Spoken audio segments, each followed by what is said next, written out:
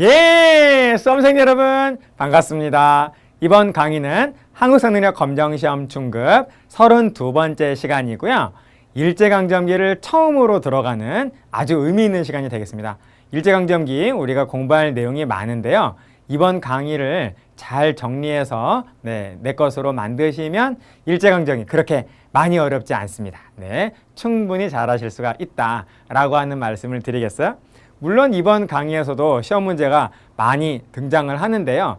앞으로의 일제강점기의 내용을 제대로 이해하기 위한 그런 어떤 초석으로서 의미가 매우 크다라고 볼 수가 있겠습니다. 여러분 집중해서 잘 들어주세요. 자, 그럼 여러분 시작을 해보겠습니다.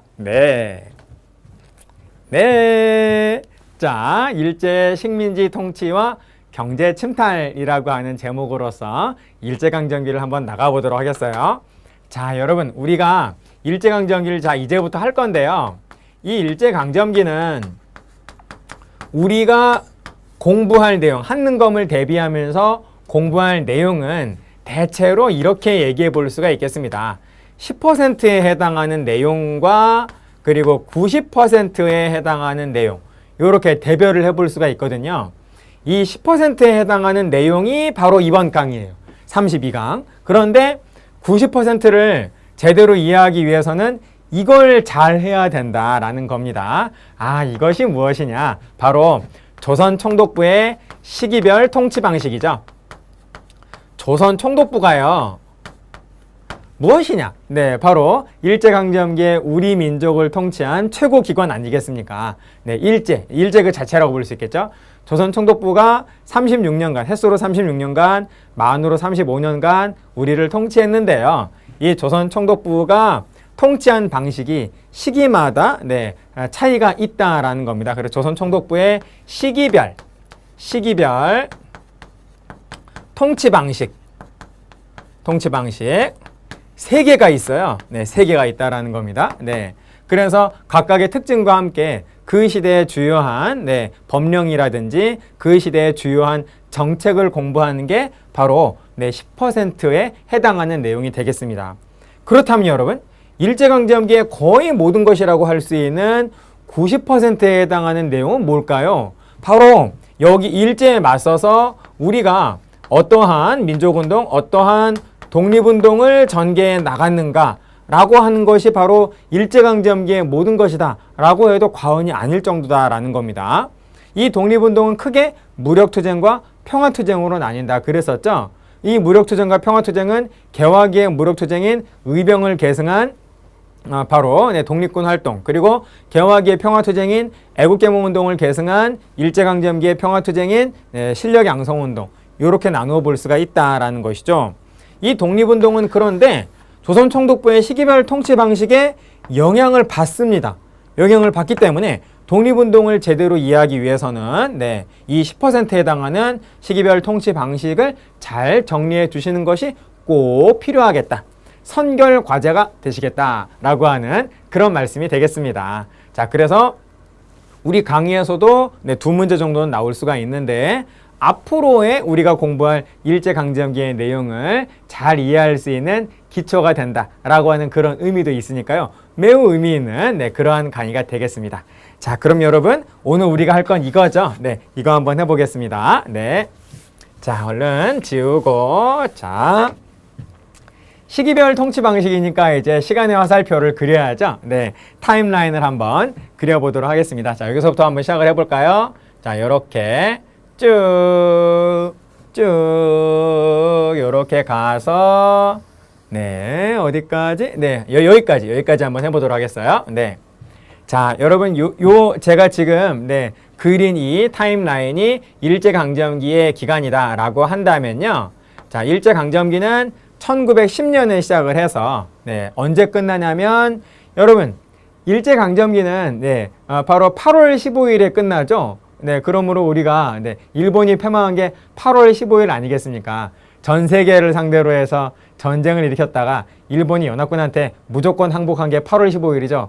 그래서 그날 우리는 광복절, 그날이 우리한테 광복절이고 일본은 패망한 날인데요. 자, 8월 15일이라는 건 다 알아요. 자, 그런데 자, 언제 몇 년입니까? 네, 몇 년 8월 15일에 우리는 광복, 해방을 맞이하죠? 1945년입니다. 1945년 8월 15일 해방까지, 여기까지가 바로 일제강점기가 되는데요. 여러분, 일제강점기는 조선총독부의 통치 방식에 따라서 3등분이 됩니다. 3등분이 된다라는 거죠. 네, 그래서 제가 3등분을 한번 해보도록 하겠습니다. 자, 요렇게 되고 요렇게 나눠볼 수가 있다라는 거예요. 자, 나누는 시기는 1919년 그리고 1931년이 됩니다. 네, 그래서 조선총독부의 통치 방식은 이렇게 3개라는 겁니다. 자, 그래서 1910년 바로 한일 합방으로 일제강점기 시작하게 되는 것이죠. 우리 대한제국과 일본이 나라를 합친다, 나라를 합한다 라고 하는 그런 의미인데, 나라를 합해서 대한제국은 없어지고 일본이 됐다라는 겁니다. 바로 무슨 조약으로? 네, 한일 병합조약으로 바로 네, 우리는 주권을 잃어버리게 된다라는 거죠. 그러한 상황을, 그런 어떤 사건을 한일 합방이라고 한다라는 거예요. 네, 한일 합방으로 일제강점기 시작이 되어가지고 이 기간을 네, 우리는 첫 번째 이 기간을 1910년대라고 표현을 해줍니다. 1910년대. 자, 그리고 1919년 3.1운동. 3.1운동이 1919년에 있었어요. 여러분, 외우기 쉬운 연도는 외워주시면 참 좋습니다. 이렇게 외우세요. 아이고. 얼마나 아팠겠어요. 네, 아이고. 네, 3.1운동은 1919년. 3.1운동을 계기로 해서 네, 1931년까지 대체로 1920년대가 들어가기 때문에 두 번째 시기를 우리는 1920년대다라고 표현을 해줍니다. 자, 그리고 1931년 만주사변을 계기로 해서 만주사변 이후부터 일본이 망할 때까지를 우리는 뭐라고 표현을 해주냐면 1930년대가 대체로 다 들어가고, 그리고 1940년대도 절반이 들어가잖아요. 5년이 들어가기 때문에 1930년대라고 안 하고요. 1930년대 이후라고 표현을 해줍니다. 네, 그래서 조선총독부의 시기는 이렇게, 네, 통치 시기는 1910년대, 1920년대, 1930년대 이후, 네, 이런 식으로 이렇게 3등분을 해볼 수가 있다라는 거예요. 여러분 꼭 기억해 주십시오. 자, 그럼 여러분 좀 더 네, 조선총독부의 통치 방식이 구체적으로 뭔지를 말씀을 드리도록 하겠습니다. 1910년대 한일합방 직후에 조선총독부는 어떠한 작전을 폈냐면요, 우리 민족을 폭력으로 통치를 했다라는 겁니다. 폭력으로 무조건 때렸다라는 거예요. 무조건 폭력과 강압과 협박을 통해서 우리 민족을 꼼짝 못하게 하면서 공포정치를 해가지고 네, 우리가 어떤 독립운동을 못하게 하려는 그런 어떤 통치가 바로 조선총독부의 첫 번째인 네, 통치가 된다라는 겁니다. 그래서 이들이 제가 네, 그림으로 좀 귀엽게 한번 그려보면요, 네, 얘가 일제라고 하면 나 힘이 세, 나한테 저항을 하면 가만두지 않겠어 라고 하는 굉장히 무서운 네, 험악한 이런 어떤 네, 험악한 공포 분위기를 이렇게 네, 조성을 하는 이러한 모습이었다라는 겁니다. 별로 안 무섭네요. 다시 그려볼게요. 네. 좀 무서워야 되는데 이렇게 네, 이렇게 좀 무서워졌나요? 네. 좀 무서워졌네요. 네. 자, 그래서 일제가 이러한 모습이었다라는 겁니다. 그래서 이때는 우리를 폭력으로 네, 무조건 때린다, 무조건 팬다의 개념으로 우리를 강압적으로 통치했던 시기가 바로 첫 번째 시기가 되겠습니다. 자, 그런데 얘들이 3.1운동을 계기로 해서 네, 생각을 바꾸게 돼요. 이렇게 계속 때리다 보면 우리 민족은 고분고분해질 줄 알았던 겁니다. 그런데 고분고분해지기는커녕 3.1운동이라고 하는 거국적인 민족운동을 일으키더라라는 거죠. 그래서 계속 우리가 막 맞고 있던 우리 한국 민족이 고분고분 알았어 한 게 아니라 왜 하면서 네, 거국적인 민족운동을 3.1운동이라고 하는 운동을 일으켰다라는 겁니다. 그래서 이들은 이제 깨닫게 되는 거죠. 크게 뉘우치고 한국 민족은 이런 식으로 강압적으로 한다라고 해서 되는 가능한 민족이 아니구나 라고 하면서 작전을 180도 바꿉니다. 작전을 180도 바꿔서 아주 가증스러운 스마일 작전으로 네, 작전을 바꾸게 된다라는 거예요. 그래서 1920년대에는 일본이 우리한테 아주 가증스러운 하트를 막 날리던 시기가 바로 1920년대가 된다라는 겁니다. 그래서 그림을 한번 또 그려보면요. 이렇게 네.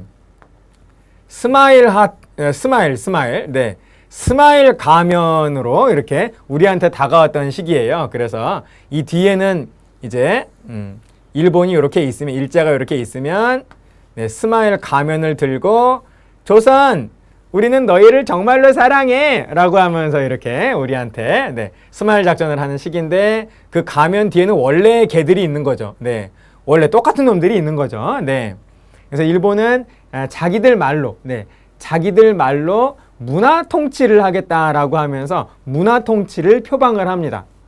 이건 어디까지나 문화 통치라고 하는 용어는 조선 총독부가 우리한테 내건 슬로건이에요. 실상은 문화 통치가 아니었다라는 것이죠. 자, 그런데 여러분, 이들은 가면을 네, 이렇게 이런 스마일 가면을 만주사변을 계기로 해서 가면을 벗어 던지게 됩니다. 만주사변이 뭐냐면요, 쉽습니다. 일본이 만주로 쳐들어간 사건이에요. 일본군이 만주를 장악하기 위해서 만주로 쳐들어간 사건이 바로 만주사변이 된다는 겁니다. 그래서 1년 후에는 만주를 완전히 장악해가지고 일본군이 만주국이라고 하는 식민지 국가를 일본이 만주에다가 건국을 해요. 그래서 1932년부터는 만주가 바로 일본의 식민지가 된다라는 겁니다. 그 첫 신호탄이 바로 만주사변이고요. 일본은 그 이후에 점차 침략 전쟁을 점차 확대시켜 나갑니다. 그래서 만주사변으로 만주를 얻게 된 다음에, 그 다음에는 1937년에는 중국을 상대로 해서 전쟁을 일으켜요. 중일전쟁. 청일전쟁은 이미 끝났죠. 1894년부터 1895년까지 청나라가 싸워서 이건 이겼는데 그 다음에 청나라가 중화민국으로 바뀌거든요. 그 중화민국한테 쳐들어갔다라는 겁니다. 그래서 중화민국과 일본과의 전쟁이다라고 해서 중일전쟁이라고 하고, 중일전쟁을 하면서 태평양전쟁을 일으킨 거죠. 네, 1941년에 태평양전쟁, 점차 침략전쟁을 점차 확대시켜 나갑니다. 그래서 태평양전쟁, 네, 태평양전쟁. 자, 이 태평양전쟁이 바로 태평양 쪽에서는 일본군과 연합군이 싸운 거고, 그리고 유럽 쪽에서는 독일군과 연합군이 싸운 것이어서 이것을 합쳐서 통째로 뭐라 그럽니까? 제2차 세계대전이라 그러잖아요. 네, 그래서 독일이 먼저 패망하고요. 그 다음에 태평양전쟁에서 일본이 바로 이때 45년 8월 15일에 무조건 항복하면서 태평양전쟁에 지면서 중일전쟁에서도 또 지고, 그리고 제2차 세계대전도 결국 끝이 나게 되는 것이죠. 자, 그래서 전쟁을 계속 이어나가는데 그 첫 번째가 바로 만주사변이 된다라는 거예요. 그래서 전쟁을 시작한 마당에 네, 이들이 가면을 계속 들고 전쟁하진 않았겠죠. 나 원래 나의 본 모습은 이래 라고 하면서 가면을 확 던지면서 자신들의 악마와 같은 모습을 그대로 보여주면서 우리를 가장 힘들게 만들었던, 우리를 거의 죽음으로 몰고 갔던 그 시기가 바로 가장 힘들었던 시기가 1930년대 이후의 시기가 된다라는 겁니다. 그래서 이 일제가 하면서 가장 무서워야 되는데, 네. 그래서 이렇게 하면서, 네.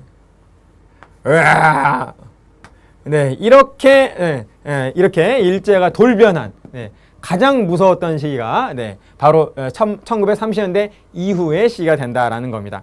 여러분 이해되시죠? 네, 그림으로 이해하시면 훨씬 쉽습니다. 네, 처음에는 다음에 두 번째는 한국 사랑해, 다음에 세 번째는 이렇게요. 네, 자, 여러분 이것을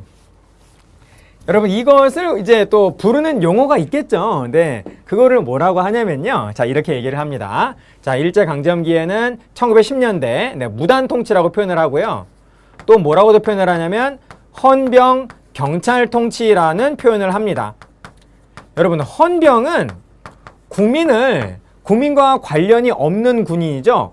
헌병은 군인들의 경찰이에요. 그러니까 군인들이 어떤 범죄를 한다거나 또는 군인들의 기강이 문란해졌을 때 바로 그런 어떤 군인들을 단속하는 군인들의 경찰이 바로 다름 아닌 헌병인데 이 헌병이 군인 경찰인 헌병이 경찰과 함께 바로 우리 국민들을 우리 민족을 통치를 했다라는 거죠. 굉장히 무서웠던 시기가 바로 헌병 경찰 통치가 되겠습니다.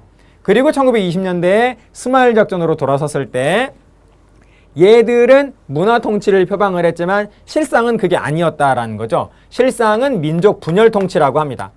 우리 민족이 똘똘 뭉쳐 있으면 통치가 어려울 거 아니에요. 그래서 끊임없이 우리 민족 지도자들을 이간질을 하면서 우리가 단결이 되지 못하도록 만들었다라는 거예요. 그리고 아주 치밀하고 아주 적극적으로 친일파를 막 양성을 하는 시기가 바로 이 시기가 되겠습니다. 겉으로는 스마일 가면하면서 그래서 뭐라고 표현을 하냐면 이 시기를 민족 분열 통치라고 합니다.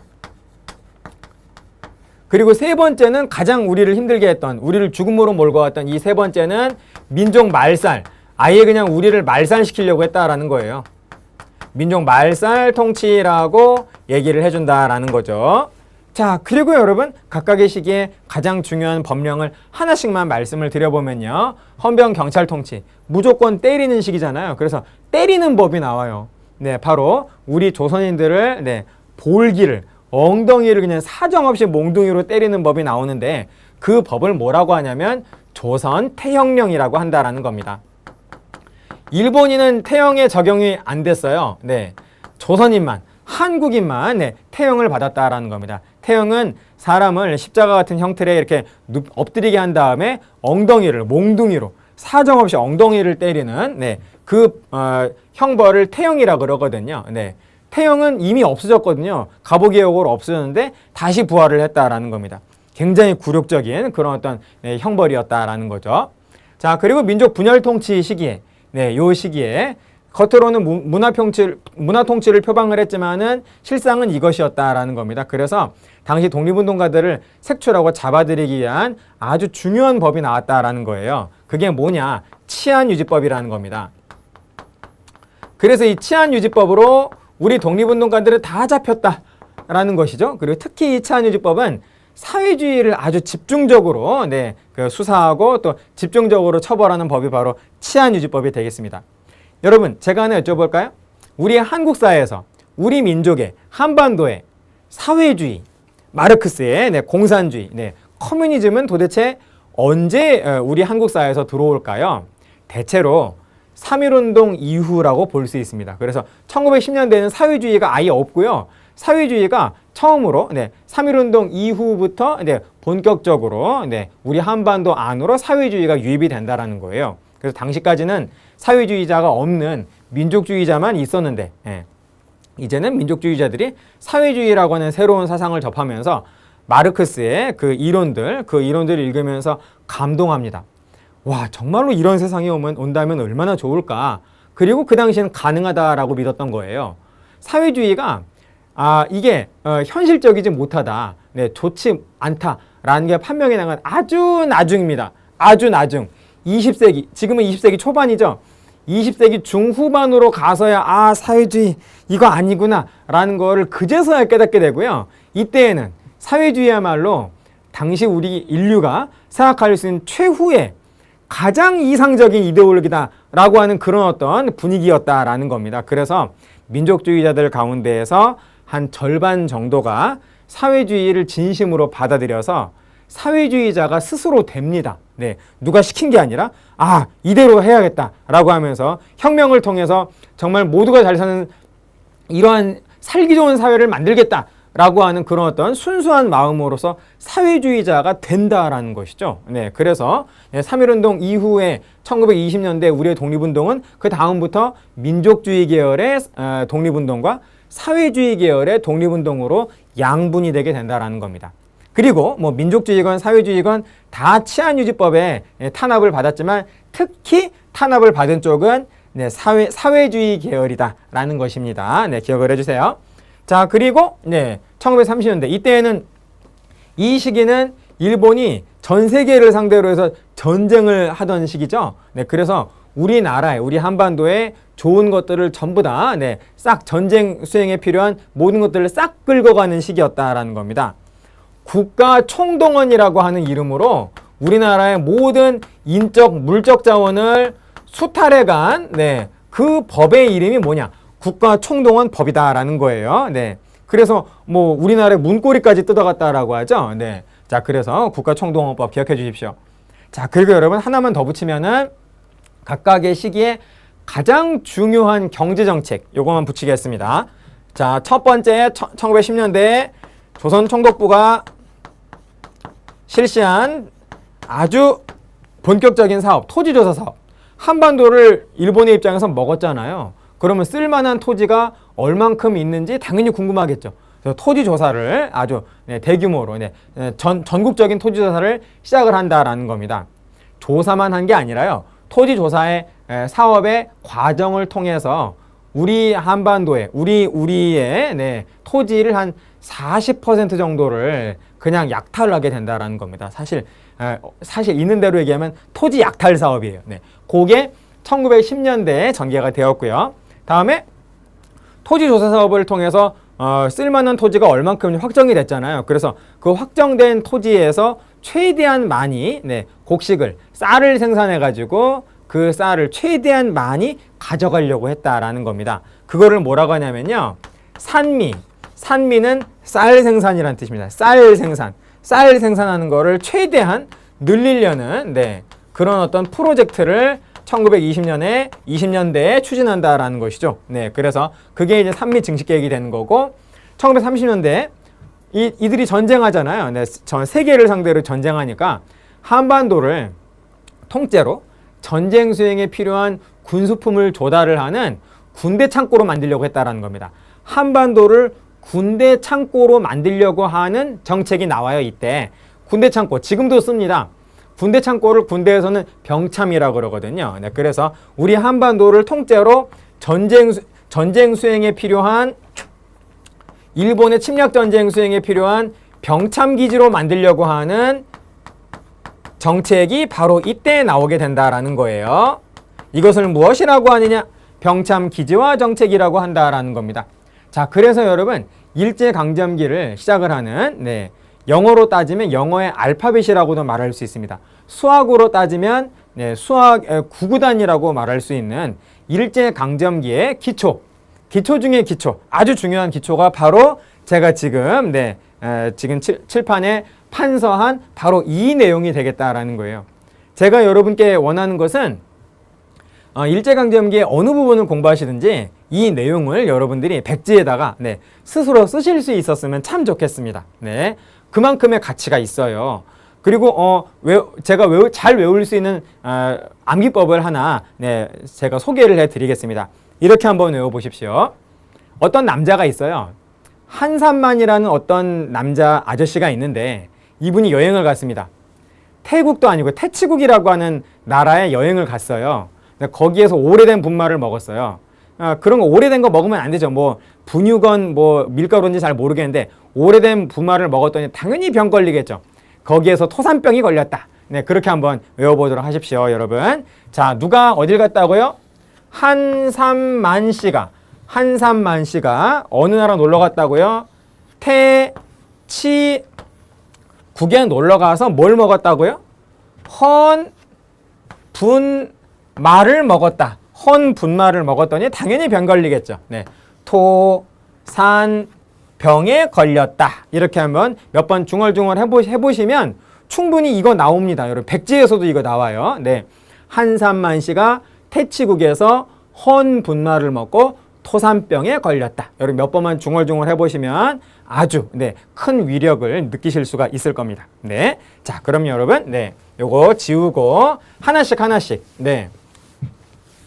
지금 지우고 있는 이 내용이 바로 오늘 공부하는 내용의 모든 것이다 라고, 이번 강의의 모든 것이다 라고 말할 수 있습니다. 자, 그러면 여러분 하나씩 분설 드리겠습니다. 자, 여러분 1910년대 무단통치 이미 우리 했기 때문에 굉장히 반가우시죠? 여러분 무슨 경찰제도? 그렇습니다. 1910년대 헌병경찰제도. 가장 대표적인 법령은 조선 태영령이 된다라는 거. 다음에 1920년대는 무슨 통치라고요? 이들은 일명 문화통치를 표방했지만 실상은 아니다라는 거죠. 실상은 문화통치라고 하는 용어는 조선총독부가 내놓은 표예요. 네, 조선총독부가. 네, 실상은 민족 무슨 통치? 민족 분열 통치. 네, 민족 지도자들을 단결하지 못하도록 계속 이간질을 해요. 계속 이간질을 하고 그리고 친일파를 정말 적극적으로 양성을 하는 그러한 시기. 네, 그리고 이때 네, 민족 분열 통치답게 네, 이때 독립운동을 탄압을 하는 아주 중요한 근거법이 나오죠. 무슨 유지법? 치안유지법이 나오게 된다라는 겁니다. 태치국의 치예요. 다음 보십시오. 1930년대 이후 민족 말살 통치 많은 내용들이 나오는데 이런 어떤 용어들이 일단 뭔지를 이해하시고 그 말이 무슨 말인지를 이해하시고 그 각각의 용어들이 어느 시대에 속하는지만 아시면 됩니다. 그러면 끝이에요. 네, 이게 궁성요배인데요. 궁성요배가 뭔지 그리고 그게 1910년대, 20년대, 30년대 가운데에서 30년대 이후에 세 번째 시기에 들어간다만 여러분 정리하실 수 있으면 그렇게 분류만 하실 수 있으면 아주 훌륭합니다. 네, 하나씩 한번 보실까요? 자, 여러분 민족 말살 통치고요. 헌분말의 말이고 이때 총동원이라고 하는 이름으로 싹 끌고 갔다 그랬었죠. 그래서 이때 네, 바로 네, 전부 다 그 수탈해가는 가장 중요한 근거 법령이 바로 국가 총동원법이다라는 겁니다. 황국신민서사. 네, 황국은 황제의 국가란 뜻이에요. 대한제국은 이미 멸망했고, 네, 황제의 국가인 이 황제의 국가는 일본을 말하는 거죠. 네, 네. 황국의 신화된 백성으로서 네, 뭔가를 계속 암송하게끔 했다라는 겁니다. 주기도문 외우듯이 계속 뭔가를 암송하게끔 했다라는 거예요. 세뇌를 시키려고 그랬다라는 거죠. 자, 그 다음에 요배는 궁성요배인데요.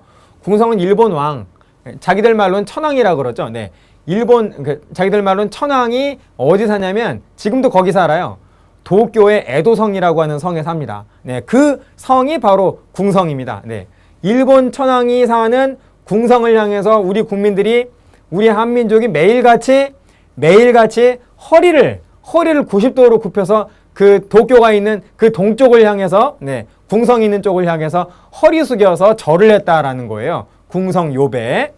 자, 그리고 이때에는 이 1930년대 이후의 시기에는 네, 종교의 자유도 없어요. 누가 됐든지 간에 네, 기독교인마저도 우상숭배 당연히 10계명에서 금하는 네, 기독교인마저도 천주교 기독교마저도 신사참배를 시켰다라는 겁니다. 그래서 당시 기독교, 개신교는 가장 맹렬하게 신사참배 거부운동을 합니다. 아무튼 여러분, 네, 신사참배. 네. 자, 그리고 내선일체. 내는 내지인, 즉 일본인을 말하는 거고요. 선은 조선인. 일본인과 조선인은 한 몸이다. 라는 거. 그러니까 우리 조선인들한테 좀 더 많은 것을 뜯어가려고 그랬다라는 겁니다. 이것도 같은 말이에요. 일선동조론. 일본과 조선은 조상이 같다. 그러므로 국가도 같아야지. 그러므로 너희 한민족도 우리 일본과 똑같은 그런 어떤 의무를 부담해야 돼. 라고 하는 그런 어떤 주장이 논리가 바로 일선 동조론이 되겠습니다. 자, 그리고 일본식 성명을 강요해요. 성씨도 새롭게 창조하게 하고 이름도 고치게 하는 거죠. 일본식으로. 네, 창씨개명이라고 합니다. 자, 이러한 것들이 모두 언제다? 1930년대 이후에 민족 말살 통치라는 것만 여러분 기억을 하시면 보다 더 세부적으로는 묻지 않으니까 요것만 잘 정리하시면 되겠습니다. 자, 그럼 이번에는 경제 침탈 한번 보시죠. 토지조사 사업. 토산병이니까 토지조사 사업은 1910년대 첫 번째가 된다라는 것이죠. 토지조사 사업을 하면서 굉장히 많은 토지를 약탈했다라고 그랬었어요. 네. 가장 기본적인 법령은 토지조사령이 되겠습니다. 그런데 이 토지조사령이 나오기보다 토지조사를 하는 기관이 먼저 나와요. 조선총독부 산하에. 그래서 임시자가 붙었습니다. 토지조사령 근거법령인 1912년에 토지조사령이 나오기 전에 이미 토지조사국은 이미 임시로 있었기 때문에 1910년입니다. 네, 그래서 임시토지조사국이 먼저 운영이 되었다라는 거죠. 그래서 우리나라의 모든 토지 소유자는 그 토지가 자기 땅이라는 걸 증명하는 신고서를 임시토지조사국에 제출하라 라고 했다라는 거예요. 여기에 미신고 토지가 굉장히 많았다, 신고 못한 토지가 굉장히 많았다라는 겁니다. 그 이유는 몇 월 며칠까지 내라 그랬다라는 겁니다. 이 기한이 굉장히 짧았어요. 네, 굉장히 짧았어요. 임시토지조사국에 몇 월 며칠까지 신고서를 내라. 그 신고서를 제출하지 않은 토지는 모두 다 주인이 없는 토지로 간주가 되면서 국유지로 만들었다라는 겁니다. 기한이 너무나 짧았고, 그리고 이 신고서가 한 장이 아니라 굉장히 많았다라는 겁니다. 그래서 당시 글 모르는 사람도 무지하게 많은데 그 신고서에 그 양식대로 빼곡하게 잘 적어서 그 신고서를 내서 접수가 가능하게끔 만드는 그런 어떤 당시 토지 소유자는 그렇게 많지 않았다라는 거예요. 물론 큰 땅을 가지고 있는 대지주는 가능했습니다. 일본이 대지주, 이런 지주들은 자기 편으로 끌어들이게 하려고 일본은 바로 지주들한테는 굉장히 많은 도움을 줘요.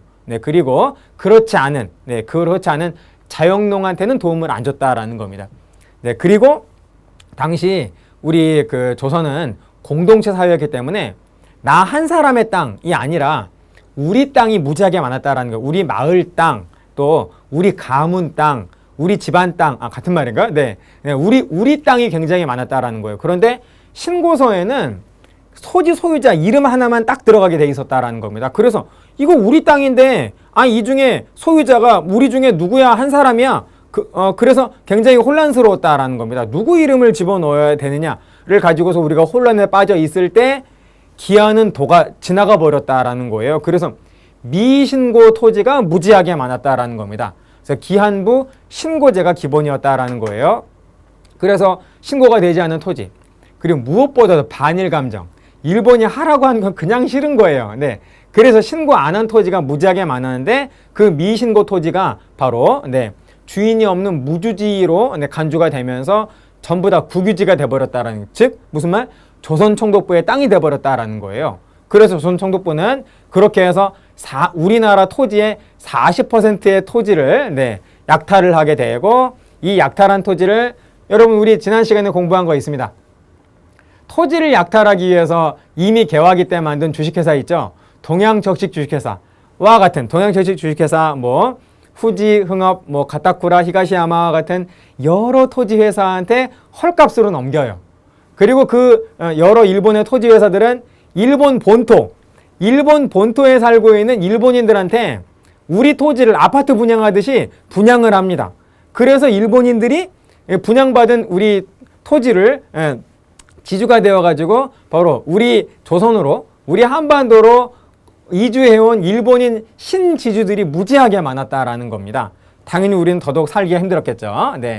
자, 그래서 토지를 강탈을 했다라는 겁니다. 이런 과정을 통해서. 자, 그리고 토지를 잃어버린 사람도 무지하게 많고, 원래 소작인이었던 사람도 굉장히 큰 피해를 입었는데요. 우리의 전통적인 지주와 소작인 간의 소작 계약은 종신이었습니다. 종신. 한번 하겠습니다 라고 하면 죽을 때까지 특별한 어떤 문제가 일어나지 않는 한. 그런데 이제는 매년 그 소작 계약을 근대적으로 바꾼다라고 하면서 계약을 매년 다시 갱신하게끔 해야 했다라는 거예요. 그래서 소작인들은 이 지주대의 눈치를 더욱더 많이 봐야 했겠죠. 종신이면은 전혀 문제가 없는데 올해 어떤 문제가 있을 때 소작인들이 뭐라고 너무 힘드니다 그랬을 때는 다음 해에는 계약 안 해줄 거 아닙니까? 그래서 소작인들은 더욱더 지주한테 강하게 예속되는 그런 어떤 결과를 가져왔다라는 겁니다. 그래서 더욱더 힘들어진 소작인이나 땅 뺏긴 원래 자영농이나 다 살기 힘들어지니까 산속으로 깊숙이 들어가서 화전민이 되거나 그렇지 않으면은 그냥 우리나라를 떠버리는 거죠. 간도, 연해주 이러한 지역으로 가버린다라는 겁니다. 만주, 연해주 이러한 지역으로. 자, 이게 바로 토지조사 사업이 되겠어요. 다음 보시겠습니다. 또 있습니다. 회사령 보시면은 회사령은 여러분 아까 토지조사 사업은 허가제였나요? 신고제였나요? 신고제였죠. 그런데 얘는 허가제예요. 회사를 설립하려는 사람이 있을 때는 조선 총독이 허가를 해줘야만 회사 설립이 가능하다라는 겁니다. 그래서 당시 우리 한국인이 회사를 설립하겠다라고 하면 조선 총독이 허가를 안 해줬다라는 거예요. 그래서 1910년대 회사는 일본 회사 아니면 친일파 회사. 네, 이렇게 크게 두 종류였다라고 볼 수 있다라는 겁니다. 자, 그래서 이거는 조선 총독의 허가제였다라는 거. 네, 그래서 이때에는 우리의 한국 회사는 그렇게 많지 않았다라는 겁니다. 네. 자, 다음 1920년대 산미 증식 계획을 보시면 쌀 생산을 늘렸다라는 거예요. 네. 자, 그래서 쌀 생산을 늘리기 위한 굉장히 많은 노력들을 하게 되는데 총독부가요. 개간 간척 사업하고 수리시설 확충하고요. 수리시설은 물 숫자에 1호을 리자입니다. 물 이용이에요. 물 이용하는 시설. 그러니까 저수지라든지 또는 수로 뭐 이런 것들이 이제 수리시설이 되는 것이죠. 그리고 종자 개량해가지고 바로 쌀 생산을 늘리려고 했고요. 가장 간편한 쌀 생산 늘리는 방법은 쌀이 생산되지 않는 밭을 쌀이 생산되는 논으로 바꿔버리는 거죠. 그래서 이때 우리나라의 모든 밭은 논으로 바뀌었다라고 해도 과언이 아닐 정도라는 겁니다. 결코 좋은 게 아니에요, 여러분. 모든 다양한 작물들이 다 다양하게 생산이 되어야 좋은 것인데 경제에도 도움이 되는데 무조건 쌀 생산. 게다가 그렇게 해서 생산된 쌀은 전부 다 홀랑 누가 가져가요? 일본이 가져가 버린다라는 겁니다. 그래서 원래 계획량은 훨씬 더 높았는데 이렇게 해서 증산이 되긴 합니다. 조금 생산이 늘어나긴 하는데 원래 계획대로 그냥 싹 다 가져가 버리니까 더더욱 우리는 먹을 게 없어지겠죠. 더군다나 이 수리조합비라든지 이런 계량비를 농민한테 부담시키고요. 결과는 한국의 식량 사정은 더욱더 악화되고요. 그리고 아까 바뀐 그 기안부 소장농으로 그렇게 바뀌게 되니까 당연히 식민 지주제가 더욱더 강화가 되고 산미 증식 계획하면서 쌀 생산을 더욱더 늘리기 위해서 지주는 더욱더 다음 해 그 계약 갱신을 빌미로 삼아서 더더욱 소작인들을 더욱더 강하게 탄압을 했겠죠. 그래서 식민지 지주제 더욱더 강화가 된다라는 겁니다. 그리고 밭이 다 논으로 바뀌어서 단작형 농업 구조가 심화되었다라는 것이지요. 다음 보시겠습니다. 역시 1920년대인데 이 허가제가 1920년대에 신고제로 바뀌어요. 1920년에. 왜 그러냐면요. 1910년대에 허가제를 추진을 했더니 우리 한국인 회사가 그 회사가 설립이 안 된 것뿐만이 아니라 일본 본토의 이 회사들이 우리 국내에 회사를 차리는 것도 좀 힘들더라라는 거죠. 그래서 조선 총독부의 입장에서 일본 본토의 회사를 국내 우리 한반도 안으로 좀 더 많이 유치하도록 하기 위해서 허가제를 신고제로 바꿔버렸다라는 거예요. 그래서 이거를 우리는 또 뭐라고 표현을 하냐면 허가제가 신고제, 신고만 하면 회사가 설립이 되니까요. 이 허가제가 신고제로 바뀌었다를 어떤 식으로도 표현을 하냐면 회사령 폐지라고 표현하기도 합니다. 그러니까 허가제가 신고제로 바뀌었다라는 말과 회사령이 폐지되었다라는 말은 완전히 같은 말이 된다라는 거예요. 그래서 일본 회사가 신고제로 바뀌면서 더더욱 많이 우리 본토 안으로 들어오게 된 건 말할 것도 없지만 이 영향으로, 이 덕택에 한국 회사가 설립되는 것도 쉬워졌다라는 겁니다. 1920년대가 되면. 그래서 이 영향으로 한국 회사가 좀 더 많이 늘어나게 되면서 원래부터 있던 일본 회사와 경쟁하는 구도가 바로 이때 만들어지게 된다라는 거예요. 그래서 당시 이러한 상황에 경쟁에서 점점 일본 회사가 점점 더 유리해지니까 당시 우리 국민들은 한국 회사를 살리기 위해서 한국 회사에서 생산한 물건을 우리가 사주자라고 하는 국산품 애용운동을 전개하게 되니 여러분 그게 바로 1920년대 초반에 바로 전국적으로 전개된 국산품 애용운동이 뭐겠습니까? 물산 장려운동이죠. 그렇습니다. 그렇게 정리를 해주세요. 좋습니다. 자, 그 다음에 다음을 보시면 1930년대 우리 한반도를 일제가 침략전쟁을 수행하는데 군수품이라든지 모든 자원들을 다 조달을 하는 일종의 군대 창고로 만들려는 군대 창고화 정책. 이거를 여러분 뭐라 그러죠? 군대 창고를 병참이라 그러잖아요. 병참 기지화 정책이 바로 1930년대 이후에 등장하게 되는 것이죠. 토산병의 병입니다. 자, 그래서 더욱더 농촌은 살기 힘들어지니까요. 농촌진흥운동이라고 하는 일본판 새마을운동을 전개를 합니다. 효과는 별로 없었어요. 네, 그리고 이 과정에서 조선농지령이라고 하는 법도 나왔습니다. 당시 농촌이 너무나 무너지기 직전이어가지고 우리 소작인들이 바로 지주를 상대로 해서 파업투쟁을 전개하거든요. 농사 더 이상 안 짓겠다라고 하는 투쟁을 전개합니다. 그거를 뭐라고 하냐면 소작쟁의라고 합니다. 소작쟁의. 이 소작쟁의를 무마하기 위해서 조선농지령이라고 하는 법이 나온 것이죠. 이러한 것들이 1930년대다. 1930년대 이후다. 라는 걸 여러분 놓치시면 안 되겠습니다. 다음에 남면북양정책. 네. 면은 면화를 말해요. 목화를 말하죠. 목화솜. 네. 지금 면직물공업의 원료가 되는 면화를 말하는 것이고, 그리고 양은 양입니다. 네. 염소랑 비슷한 양이죠. 양. 네. 바로 양. 네. 바로 모직물공업의 원료가 되는 게 양털 아니겠습니까? 네. 그래서 이런 어떤 이 면직물공업의 원료와 모직물공업의 원료를 어디 다른 어떤 유럽이나 어떤 다른 서구 지역에서 수입 안 하고 바로 자체 조달하려고 한반도에서 자체 조달하려고 남쪽에 우리 한반도 가운데 남쪽의 농가에서는 면화를 강제로 재배하게 하고 그리고 북쪽은 뭐 면화 같은 이런 농작물은 농사가 잘 안 되고 양은 기를 수 있잖아요. 그래서 북쪽은 양을 기르겠다라는 겁니다. 그래서 이 정책을 뭐라고 하냐면 남면 북양 정책이라고 한다라는 것이죠. 역시 이 시기, 민족 말살 통치 시기, 병참 비자 정책의 일환이 되겠습니다. 국가총동원법 우리 공부했고 이 국가총동원이라고 하는 이름으로 우리나라의 모든 인적, 물적 자원은 그냥 싹 쓸어갔다라는 것이죠. 징병, 징용. 군대로 데려간 거를 징병. 노동자로 그냥 강제로 일으킨 건 징용. 그리고 일본군 위안부 슬프죠. 네. 자 그리고 물적 자원 공출, 식량 배급, 다 가져가니까 우리가 굶어 죽으면 안 되니까요. 생명을 유지할 만큼만 이제 식량을 조선 총독부가 배급을 해줬다라는 겁니다. 그래서 이때에는 배급제였어요. 배급제. 이렇습니다. 그래서 우리는 이번 강의에서 여기에서도 시험 문제가 잘 나오고 그리고 일제강점기를 제대로 이해하는데 꼭 기초가 되는 그러한 시기별 조선 총독부의 통치 방식과 각각의 시기에 등장하는 주요한 법령과 그리고 정책을 공부를 했습니다. 자, 그래서 여러분 이 부분 잘 정리하셔가지고 꼭 일제강점기 꼭 여러분 것으로 만들어 주시기를 바라겠습니다. 마치겠습니다. 수고하셨습니다.